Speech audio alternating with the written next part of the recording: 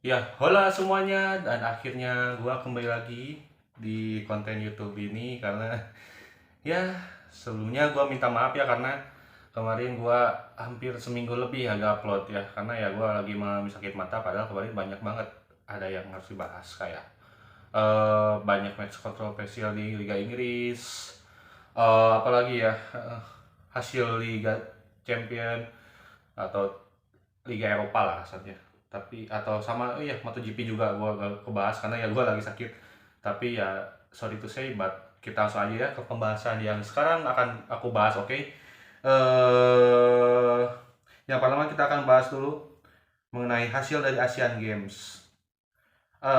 Di mana Asian Games 2022 yang dilaksanakan 2023 di Hangzhou, China ya. Udah berakhir dari kemarin ya, penyelenggaraan dua minggu, terakhir kemarin 8 Oktober dengan hasil yang jadi juara umum itu adalah tuan rumah China dengan 201 medali emas ya, dengan total raihan seluruh medali baik emas, perak atau perunggu itu ada 383. Di posisi kedua ada Jepang dengan 52 emas, 67 perak, 69 perunggu. Ketiga ada Korea Selatan, 42 emas, 69 perak, dan 89 perunggu. Sementara untuk tim atau negara ASEAN tertinggi di ajang Asian Games kali ini yaitu ada Thailand dengan 12 medali emas, 14 perak, dan 32 perunggu. Disusul oleh Indonesia dengan 7 emas, 11 perak, 18 perunggu, dan ketiga ada Malaysia dengan 6 emas, 8 perak, dan 18 perunggu. So, itu untuk hasil Asian Games secara keseluruhan ya. Untuk Indonesia sendiri target itu harusnya masuk 10 atau 12 besar, tapi sayang sekali tidak masuk target. Tapi untuk catatannya Indonesia berhasil melebihi pencapaian sebelumnya. Selain mereka, Indonesia menjadi tuan rumah ya, untuk total medali emasnya itu di atas 6. Terakhir itu tahun 1998 kalau salah, atau 1988, tolongnya koreksi di kolom komentar. Itu 6, sekarang 7. Tapi kalau aku pribadi seharusnya Indonesia kemarin bisa mendapatkan medali emas lebih dari ini karena mengingat ada cabur yang harusnya mendulang emas buat Indonesia tapi dan mendapatkan hasil apa-apa seperti bulu tangkis, bahkan bulu tangkis juga ya gak dapat medali apapun, tunggu juga gak dapat, pada mentok hanya di 8 besar. Lalu ada panjat tebing yang harusnya bisa menambah lebih tapi hanya dapat 1 emas ya, mungkin karena belum rezekinya. Untuk perolehan medali emas Indonesia ini sangat didulang oleh cabur seperti wusu, panjat tebing, um, apalagi ya itu, menembak ya, cabur menembak senjata ya, bukan menembak hati wanita. Pokoknya itulah kasarnya. Oh iya, sepak takraw juga kita punya kesempatan untuk meraih mendulang emas tapi dua-duanya perak. So ya, congratulations Indonesia tidak mencapai target, gak apa-apa. Nanti tolong ya untuk Kemenpora dan semua federasi olahraga yang telah berpartisipasi di Asian Games, tolong segera benahi ya.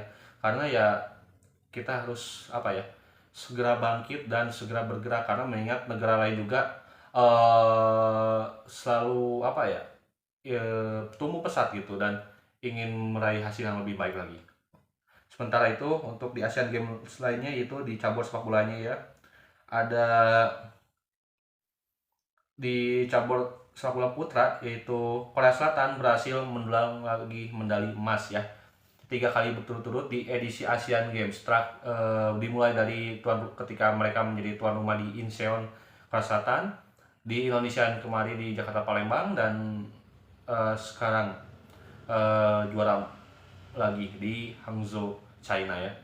Di final kali ini Korea Selatan kembali menang lagi dengan Jepang 2-1 yang sebelumnya di Asian Games Indonesia 2018 juga mereka ketemu dan yang menangnya itu Korea Selatan. Untuk Korea Selatan sendiri diperkuat oleh Lee Kang-in yaitu penyerang dari tim asal Eropa yaitu Paris Saint-Germain ya.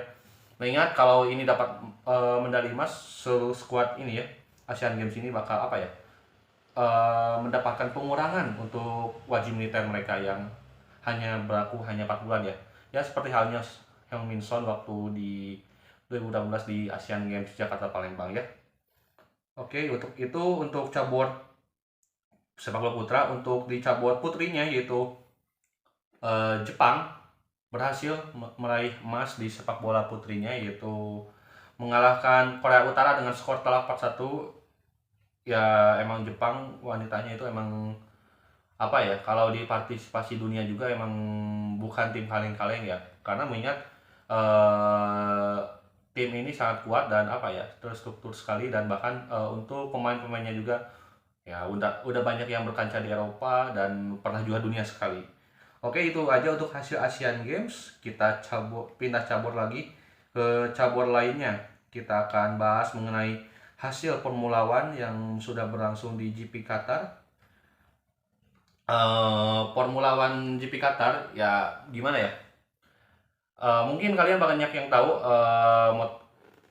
apa tuh? Qatar, sirkuit Qatar, Lusail Qatar itu biasanya dipakai untuk balapan MotoGP. Sekarang udah dipakai untuk gelaran F1. Udah 2 kali diselenggarakan tahun 2021 dan 2023. Nah, untuk tahun ini kembali lagi diselenggarakan tapi agak malam ya untuk penyelenggaraannya. Kita langsung aja ke bahas hasil, di mana ada balapan sprint race dan balapan utamanya ya, main race. Kita bahas dulu dari balapan sprint race, di mana sang rookie dari Australia dari tim Pepaya McLaren yaitu Oscar Piastri ya, berhasil menjuarai balapan sprint race di sirkuit GP Qatar.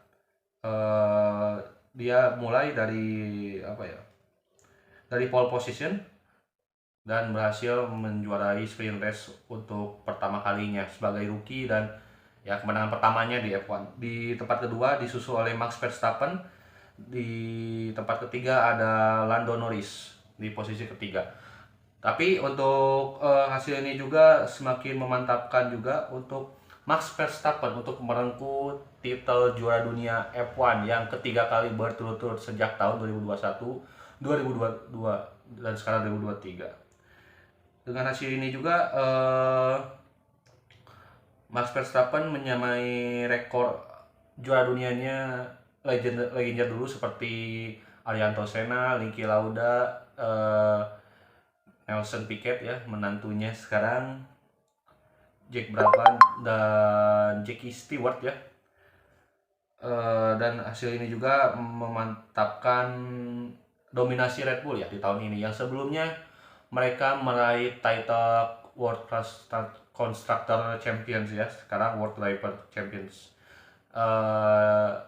Untuk rekor Max ini di tahun ini dia pernah meraih rekor 10 kali kemenangan berturut-turut yang dilakukan dari sirkuit Miami ke sirkuit Italia. Sangat luar biasa ini.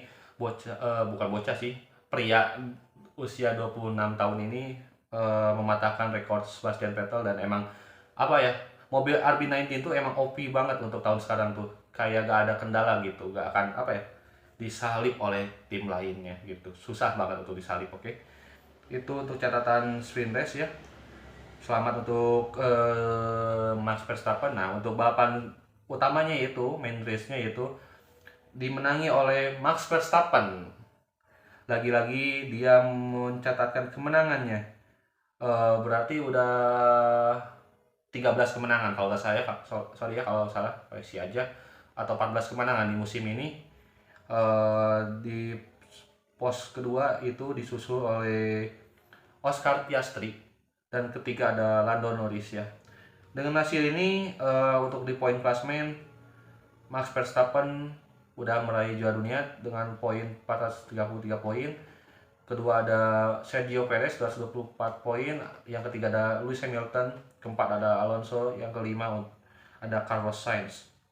Sementara di konstruktor timnya yaitu Red Bull Racing udah memastikan World